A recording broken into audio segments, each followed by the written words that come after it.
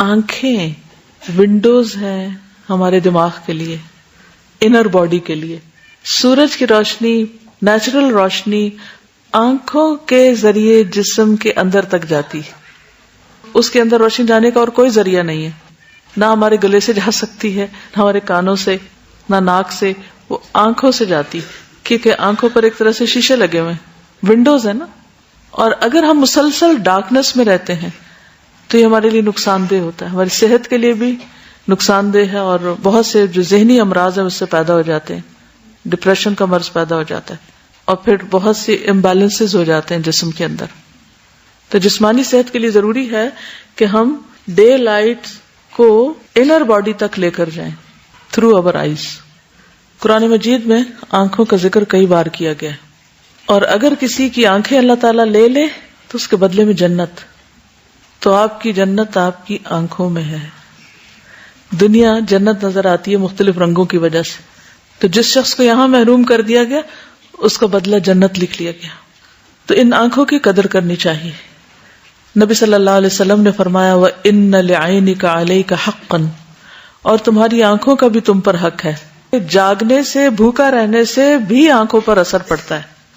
مختلف کام جو ہم کرتے ہیں چاہے ان میں آنکھ براہ راست انوالو نہ بھی ہو تو بھی وہ اپنا حصہ لے لیتی ہے تھکاوٹ میں سے.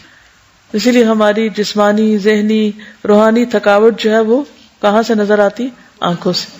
ذہانت بھی آنکھوں سے نظر آتی، کہ اگر آپ کسی کو دیکھنا چاہیں کہ اس شخص کی ذہانت کتنی ہے تو وہ اس کی آنکھوں سے آپ اندازہ کر سکتے ہیں. پیمانہ ہے ایک یا معیار. آنکھوں کی حفاظت کے لیے سرما کا استعمال. رسول اللہ صلی اللہ علیہ وسلم نے فرمایا اثمد کا استعمال کیا کرو. اثمد فا سے، اس لیے کہ یہ نگاہ کو تیز کرتا ہے اور پلکوں کو بڑھاتا ہے. پلکیں اللہ تعالیٰ نے بنائی اس لیے کہ آنکھوں کی حفاظت ہو.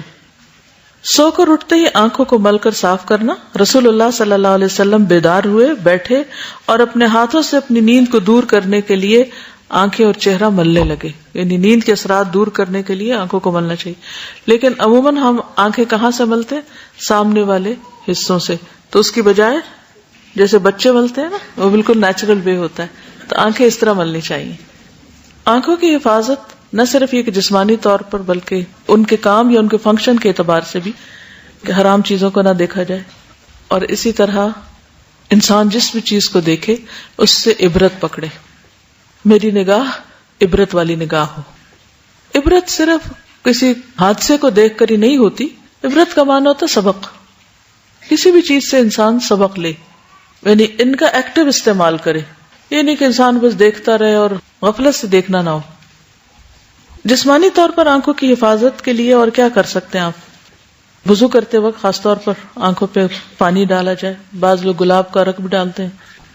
آنکھوں کی ایکسرسائز بھی بتائی جاتی ہے. بعض لوگوں کے آنکھوں کے پٹھے کمزور ہو جاتے ہیں جس کی وجہ سے نگاہ کمزور ہونے لگتی اور بڑھتی چلی جاتی.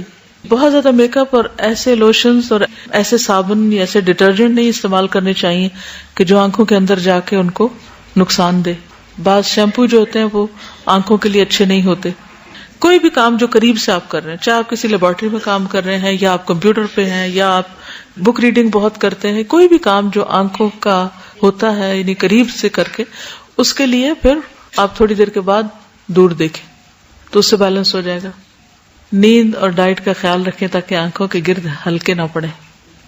لینزز کا کنٹینیوس استعمال نہیں کرنا چاہیے. اس سے کیا ہوتا ہے؟ آنکھوں کو ہوا ہی نہیں لگتی. ان نیچرل چیز ہے نا. سبزہ دیکھنا چاہیے، بہتا پانی دیکھنا چاہیے. بعض فوڈز جو ہیں وہ خصوصاً اگر کچھ لوگوں کی نگاہیں کمزور ہیں تو جیسے کیرٹس، بادام، سونف اور گرین ویجیٹیبلز جو ہیں یہ آنکھوں کے لیے فائدہ مند ہوتی ہیں.